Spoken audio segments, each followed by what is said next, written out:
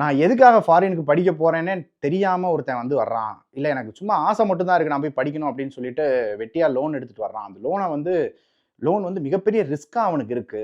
அப்படின்றவன் தான் வந்து மிகப்பெரிய லெவல்ல அஃபெக்ட் ஆவான். இது இந்த ரூல் வந்ததுக்கு அப்புறம்னு கிடையாது. எப்பயுமே அப்படிதான் அப்படிதான்னு வச்சுக்கோங்களேன்.